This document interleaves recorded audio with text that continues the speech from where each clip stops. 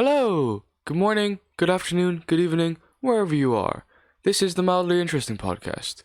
In this episode, we'll be talking about UK's debt to Iran, the will they won't they situation with China and Russia, and the severe aid deficits to other parts of the world in comparison to Ukraine. If you like the stuff that we do, please follow us on social media. We have a Twitter and Instagram.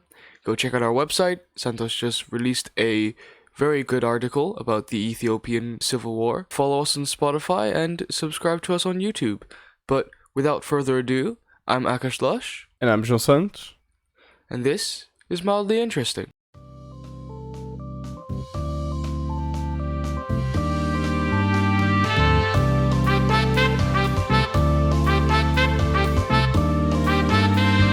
Mildly interesting.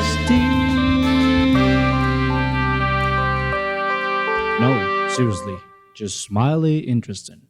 Our first story tonight is one that involves a multi-million-dollar debt, the British and Iranian governments, a dual national citizen detained for no real reason, and the involvement of 1,500 tanks. Of course, we're talking about the Nazanin ZaghariRatcliffe case that has just freshly concluded. If you don't know what we're talking about, Nazanin ZaghariRatcliffe, a British-Iranian woman detained in Iran for nearly 6 years, is finally back in the UK. Her release, and that of another dual national by the name of Anousheh Ashuri, has been linked to the payment of the UK multi-million pound debt to Iran over a failed arms deal dating back about 40 years. Santos, why don't you take us on the backstory of how this poor woman's freedom is linked to essentially a bad eBay order that the UK government refused to fill out? Well,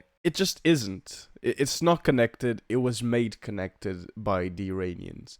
But to understand it, we have to, like you said, go back to the 70s when the monarch that ruled the country ordered a total of 1,500 chieftain tanks and 250 armored recovery vehicles from the UK, which at the time was about a £650 million deal. However, despite the fact that the money was paid to a subsidiary of the UK's Ministry of Defence, only a small proportion of those weapons were actually delivered. So that's about a total of 185 tanks. But ever since, Iran has been trying to get their money back in, what is probably the biggest refund in history. And in this lengthy process in which Iran has tried to take the money back, in 2009 the decision was upheld in favor of Iran, and however, in yet another turn of events, due to the EU sanctions imposed on Iran in 2008, the money just never got delivered. So, where do these two people fit in the story? Well, they don't. It's just a convenience for Iran to essentially use these people as bargaining chips. So, Nazanin ZaghariRatcliffe was detained in April 2016 for allegedly plotting against the Iranian government. Of course, she has protested her innocence throughout all this time. Other dual nationals, such as retired engineer Anousheh Ashuri, were also jailed in connection to what allegedly was plotting against the Iranian government. And it's like you said, their status as dual nationals, so the fact that they were British citizens, were used as sort of bargaining chips for Iran to finally get their money back. It's also important to note that when the UK did the deal with Iran, it was the Shah that was involved. The Shah was the pro-Western, pro-democracy ruler of Iran during the 1970s. He was disposed of in the Islamic Revolution in 1979, and the current government is one that is, let's say, not so favorable to Western democracy. So with all the sanctions in place, the UK used that as an excuse not to pay them back. Of the 1,500 tanks that were delivered, only about 185 actually showed up. Again, Ratcliffe has been detained since 2016 for a crime that does not exist and she pretty much did not commit. But in 2021 and last year, the former Foreign Secretary Jeremy Hunt said that Iran was linking her case to the unpaid debt. He said that, and I quote, "I think they are trying to use this as leverage to settle the historic debt for the chieftain tanks, and that's what they want settled.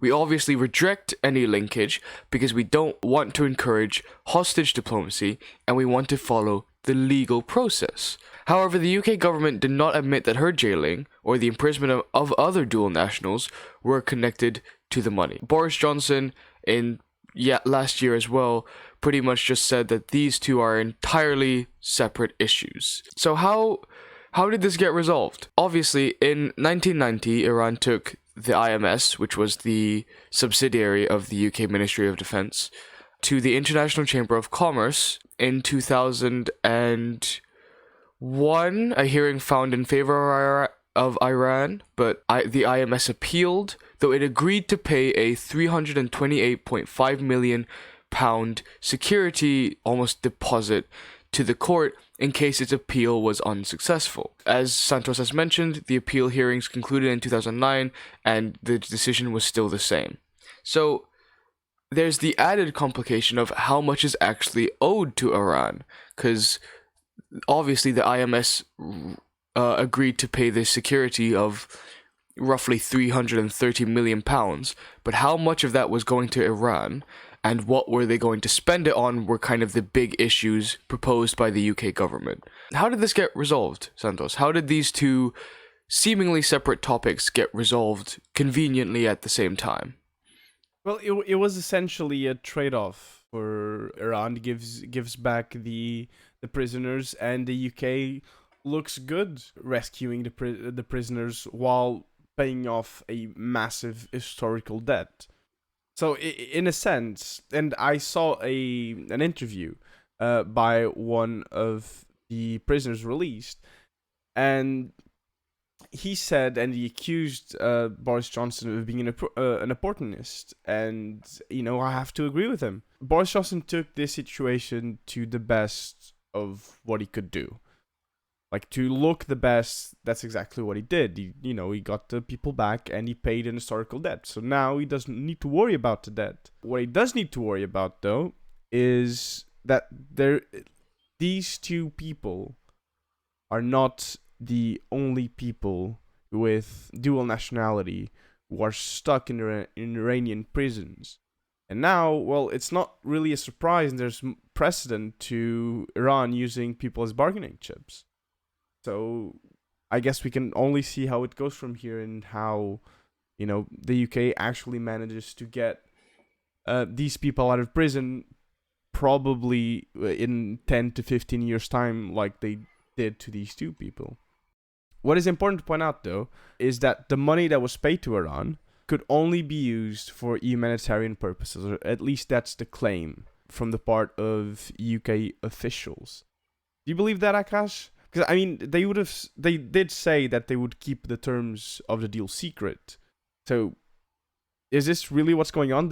Is Iran only able to use it for humanitarian purposes?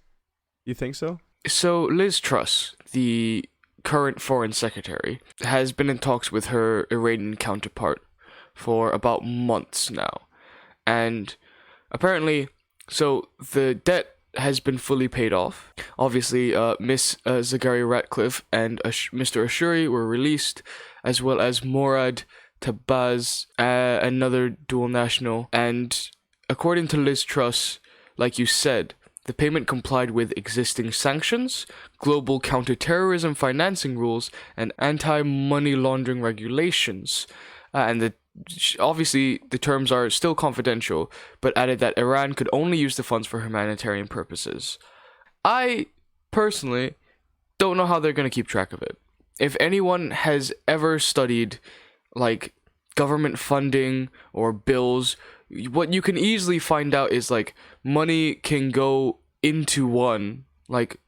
You can easily put money into something, but then through government policy or budget rearranging, you can easily funnel that money somewhere else through loopholes and under the table deals. So I don't fully trust that this money can only be used for humanitarian purposes. Not to mention, Iran got scammed here, in essence. Because obviously the money that was paid at the time is not really adjusted to inflation, so they just got scammed of hundreds of millions of pounds. Oh, yeah, no. The original deal was worth 650 million. And now they got paid about, 400 million-ish? So, yeah, no. They definitely they got scammed, essentially.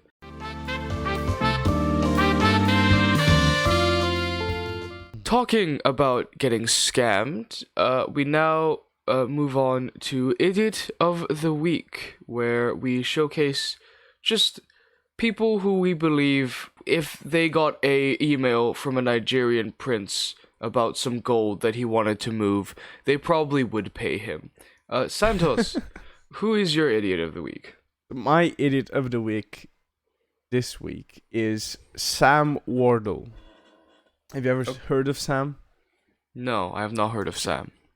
Sam was an honest man. He worked as a lamplighter in New York City in the 1880s.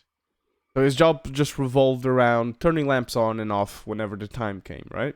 Right. So the thing about Sam is that he had like a bit of a peculiar method of waking up.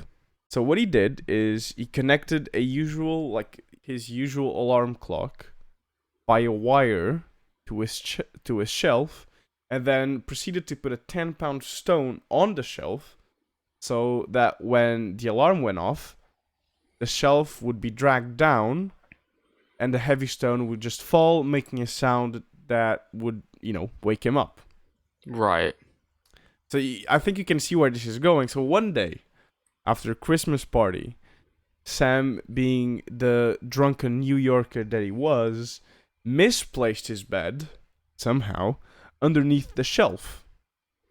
Okay. And let's just say that if he were to wake up the next day, he would have done so with a knell of a migraine. Oh, Jesus Christ, why? Oh my God. When I was reading this, I was just like, no way. What do you mean misplaced his bed? How do you misplace your bed? Don't understand at all. What about you, Akash? What's your Idiot of the Week this time? Yeah, so my Idiot of the Week, I have two Idiots of the Week. Obviously, I don't understand the whole situation, but I have seen the videos, I've seen the memes. My two Idiots of the Week are Chris Rock and Will Smith. I don't know the full story, so please don't razz on me on social media, but my man Will just walked up on the stage and just absolutely slapped Chris Rock at the Oscars. Like, this wasn't no indie awards or lesser. No, this was the Oscars. Like, I think Chris Rock, I believe, made fun of Jada Smith, Will Smith's wife. I think Chris Rock made fun of Jada Smith's hairstyle. And I believe, to my knowledge, she has some kind of condition that makes it so she can't grow hair. I don't think it's cancer, but it's basically Chris Rock made a backhanded comment as a joke. It was, it indirectly insulted something that Jada was going through or something out of Jada's control. So Will Smith, being the absolute gentleman of a husband he was, just went on stage and smacked him. Just absolutely, just for the world to see. And I'm still flabbergasted that actually happened. What's the funniest about it, Joel? What? Is that he slapped the guy, wasn't kicked out, and still won an Oscar for Best Actor. He won an Oscar. Will Smith won an Oscar. Obviously we can talk about who's in the wrong here. Did Chris Rock overstep? Did Will Smith act out of hand? We can talk about, but you have to give props. Because I do believe Will Smith did apologize later and was just it was, it was an irrational moment. It was the heat of the moment. I was very emotional. He didn't apologize to Chris. He apologized to the Oscars and to the nominees for, acting out of hand, but he didn't apologize to Chris Oh, he didn't Rock, apologize. that's for No, sure. I'm sure he would have done that like off camera, but it just so happens the cameras were rolling. But yeah, Chris, I believe he handled it like quite a champ. I think he stepped out of line. He didn't expect to be smacked on stage, but when Will smacked him as he was walking off, Chris just kind of played it off and was just like, "Damn, Will Smith just smacked the shit out of me," and I'm like, "Yeah, he did." So yeah, those are my idiots of the week. Just do it. Just I don't know, man. Just maybe do it off camera. I don't know. It was just a very funny scenario. I am going to start a petition to change Will Smith's name to Chad Smith.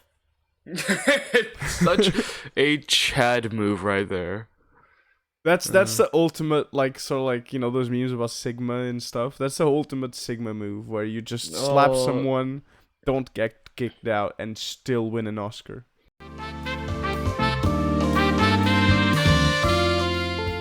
And now we move on to the topic that everyone's talking about. The war in Ukraine rages on as Ukrainians try their hardest to stop the advance of Russian troops. We've talked a great deal about this issue, but right now we want to focus on the China part of the equation.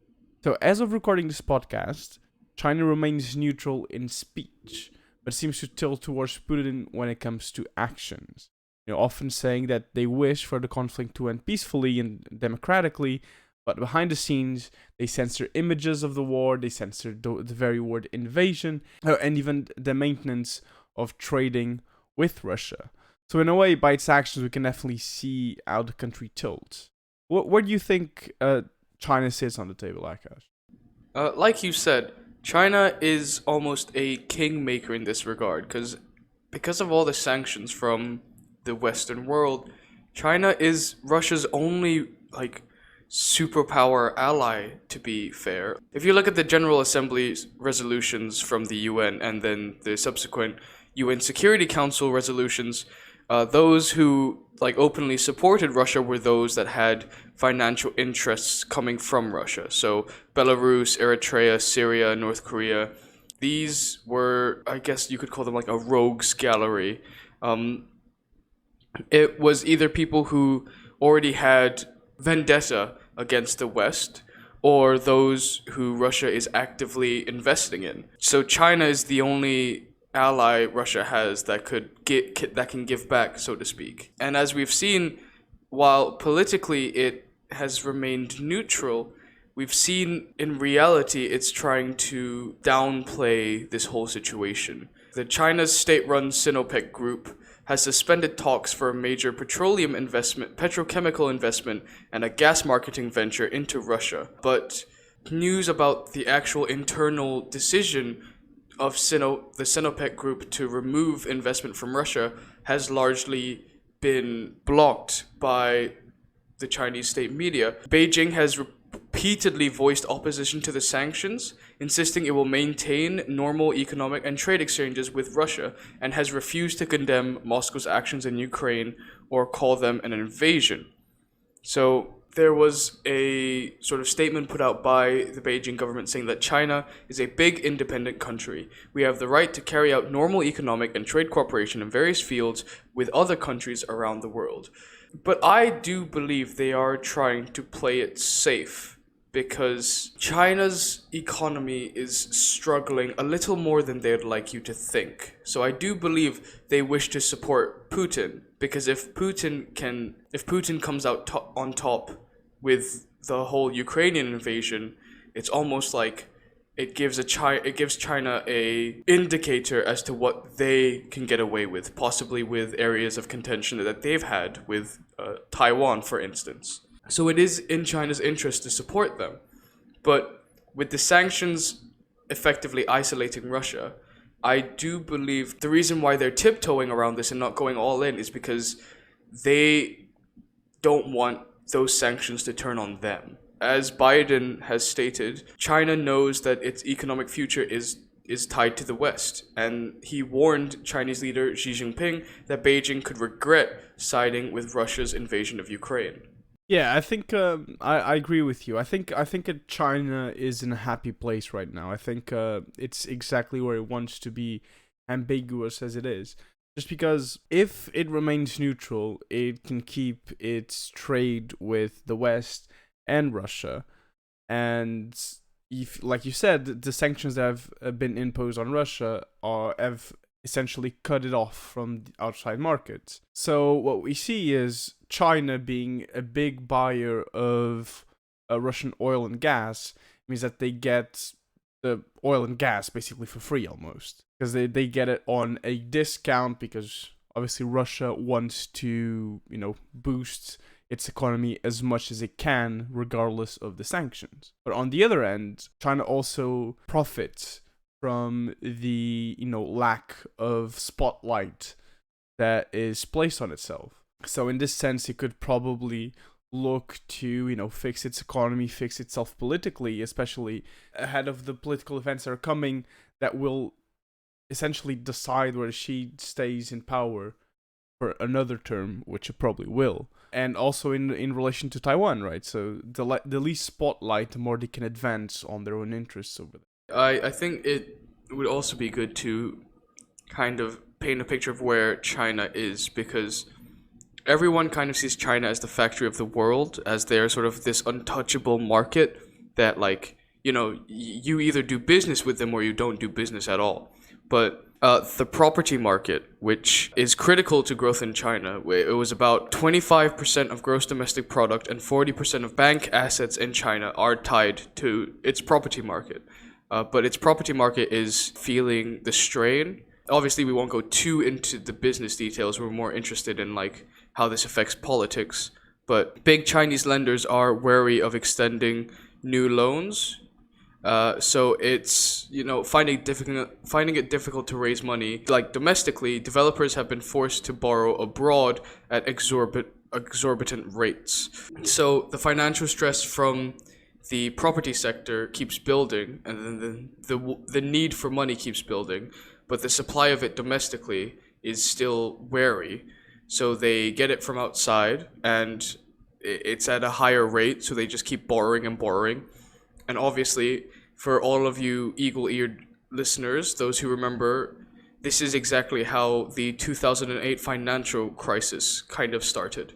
So China, the reason this is important is because with factors like this, China is very, I don't want to say scared, but they're very cautious about, like you said, putting spotlight on themselves. Because if they can just handle what they're going through right now, especially with a new wave of COVID just hitting Shanghai, if they can come out and look like, they're on top of things again, if they can do it with the least spotlight possible on like all their flaws, then they essentially can become kingmakers in like this next decade of politics.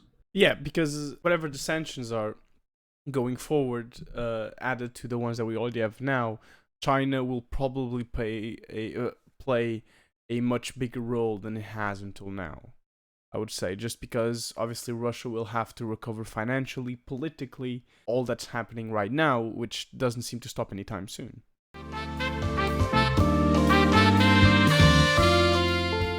So, ladies and gentlemen, it's that time again for the conspiracy of the week. This is by far my favorite segment on this show. So, why don't you start us off, Akash? What's your conspiracy of the week this time? My conspiracy theory, it's not a specific one. It's more of like a general conspiracy of a method of almost mind control, or like kind of like manipulation, all right? On a mass scale. Are you ready? All right, I'm all ears. Have you ever heard of subliminal messaging or subliminal advertising? Yeah. So it's the idea, I think it started in the late 1960s, 1970s, but basically 2 books came out about subliminal messaging and like how stimuli that are presented for split seconds could change your entire view on something or could make you want to do something. Like, okay, have you ever had this, Santos? You're watching a movie and then suddenly you're craving something, like any product or anything. Like, this podcast isn't sponsored, but I'm just gonna drop a brand name. Like, let's just say you're just watching a random movie, I don't know, Home Alone 2, and then suddenly you're craving Oreos. Just out of nowhere. You're like, oh, I could use some Oreos and milk right now. I think I've had that before, yeah. Yeah, so that is what conspiracy theorists believe is the power of subliminal advertising, where for a split second somewhere in the movie, you saw like a flash of Oreo, and that made you want to eat Oreos. Like, all of this is pretty stupid, let's be honest. The psychology behind like subliminal messaging can be tested, and the thing is, you can get a person to see something for a split second, right? Filmmakers do it all the time, like especially horror filmmakers. But getting a person to buy or do something based on that split second is like a indifferent matter entirely. This conspiracy theory gets a bit dark because some believe that, so you know, like how heavy metal bands or rock bands, like everyone, you know, people like the older generations don't really like them because like, oh, the devil, and like, oh, it's like satanic messages, right? Right. So subliminal messaging, conspiracy theorists believe that like all these popular rock bands and metal bands, they have like hidden messages for split seconds about Satan and the devil and whatever, and it makes teens go crazy. In the 1980s, concern over subliminal messages spread to bands such as Styx, spelled with a Y and X, and Judas Priest, with the latter band even being sued in 1990 for allegedly causing a teen's suicide with subliminal messaging. The case was obviously dismissed because what the fuck. But yeah, so people believe that like split-second voice or music clips or video clips just... I guess the main goal of subliminal messaging is just to sell you shit without you realizing you're being sold shit, which is like... It happens already. Like, they don't need to do subliminal messaging, you know? Like, they already sneak product placement into movies. Like, there's nothing subliminal about it. But that's my conspiracy theory. So, you know, if you're watching a movie and you're craving a Coke, that's probably because for a split second you saw a flash of Coke and it made you want to buy it. See, I don't agree with you. I'm inclined to believe the conspiracy theorists here. Just because I've been getting so many takeaways lately that it must make sense. It's not my fault. It can't be my fault, right? What is your conspiracy theory for today, Santos? See, to everyone listening to this, we promise that we don't, agree on what to say in these kind of things. But my conspiracy theory also involves the demonic and Satan. Oh, okay. We have a theme going on. So this is a very famous one that was propagated by our good old friend Alex Jones. It wasn't created by him, it was created by one Edgar Madison, but it was propagated by him in his show. And you probably heard of this, it's the Pizzagate conspiracy. I actually haven't heard of this one. Please elaborate. So essentially, I'll give you a TLDR of the conspiracy. So essentially, Hillary Clinton is running a satanic sex trafficking ring inside a pizza shop. Right. So okay. That's the TLDR. So apparently the email account of John Podesta, who's an associate of Hillary, got hacked. And in it were emails that had coded messages related to this conspiracy. That's it. That's all they've got on the conspiracy, essentially, is that they think some messages were coded to mean sex trafficking and demonic or like rituals. So it is a short one. But apparently, this is what's really funny to me. Apparently, there were journalists and investigators that were sent to the scene, sent to the pizza shop. And can you just imagine what it's like to be the owner of that shop? Oh no. No, wait, this is an actual physical... Oh no. You're just trying to run your own pizzeria. Oh god, poor him. Just imagine being the owner of this shop, and because of some internet trolls. Now we've got mass media, like Fox News at your door, just yelling at you saying you're a Fox sex News. trafficker and... No. This is the best. Like, I love this conspiracy, not just because of how ridiculous it is, but how much people just took it, as given. Yeah, Hillary, yeah, makes sense. Like, Hillary, sex trafficking, demonic, yeah, sounds about right. No, fucking a woman can't be in power. She must be the demon. It's crazy.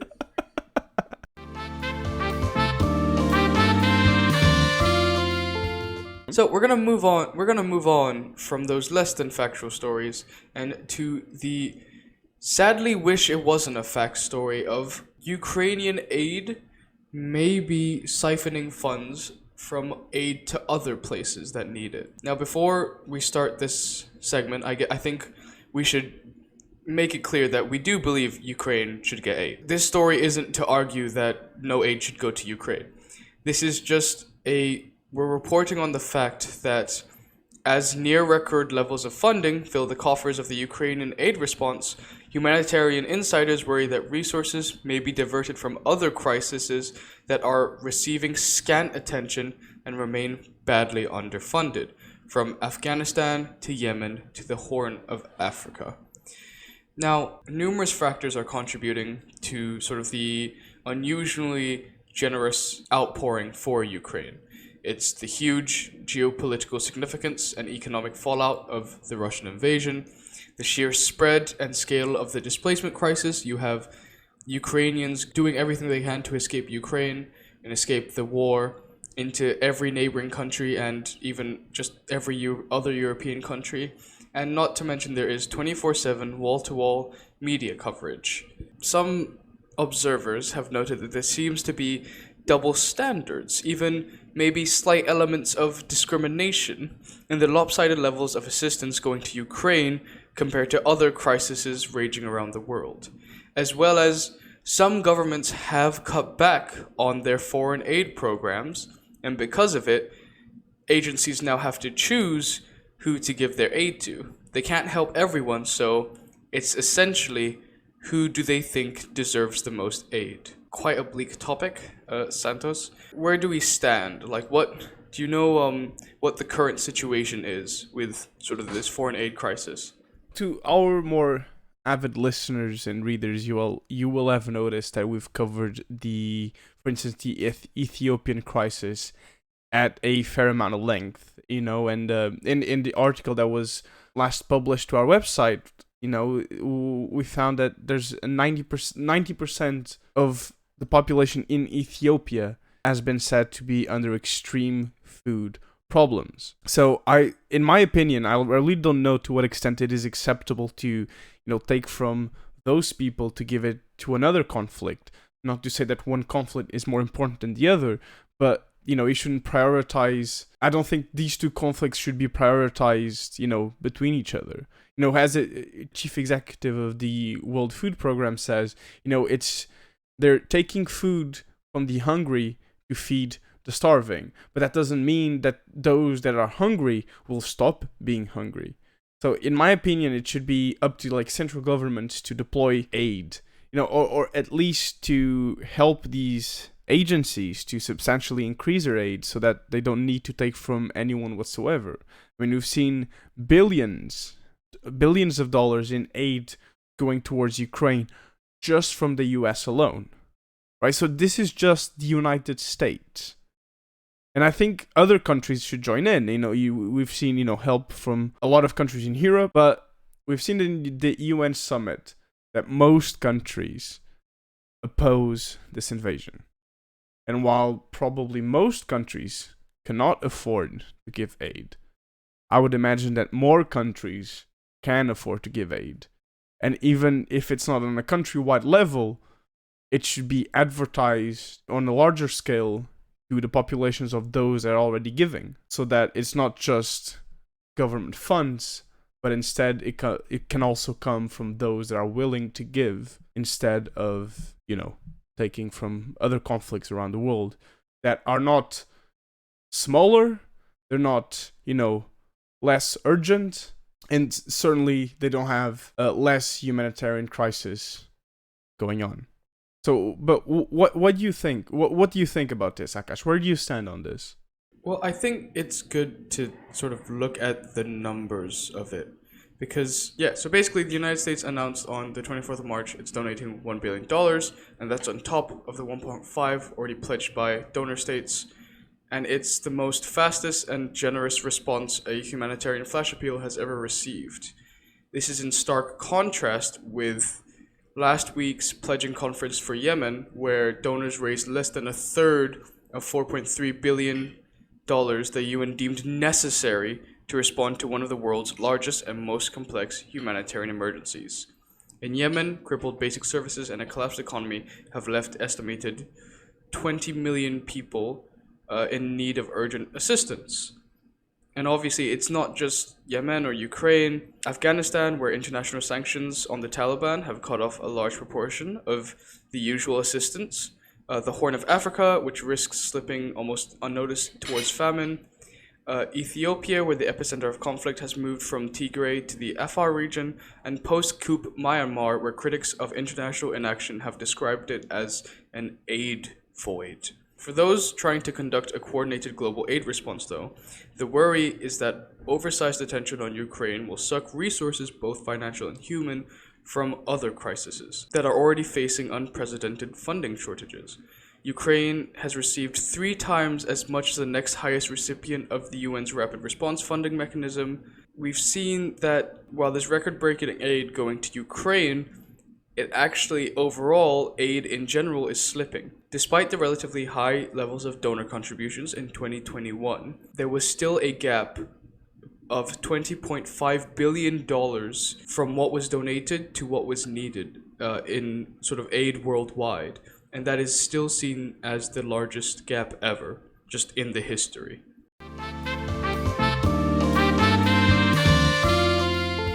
And with that story, we conclude another episode of Mildly Interesting. As always, we hope you were mildly interested. If you were, please go follow us on Spotify and subscribe to our YouTube channel. Follow us on all the social medias, Twitter and Instagram. Go check out mildly-interesting.co.uk. Santos just released an article about the Ethiopian conflict. I have yet to read it, but I will, I promise, on the rest of the 2 minutes I have left on my work break. If you have a comment, go comment it. If there's something you want to add, you can always message us. But without further ado, I was Akash Lush. And I was Johnson. And this has been Mildly Interesting.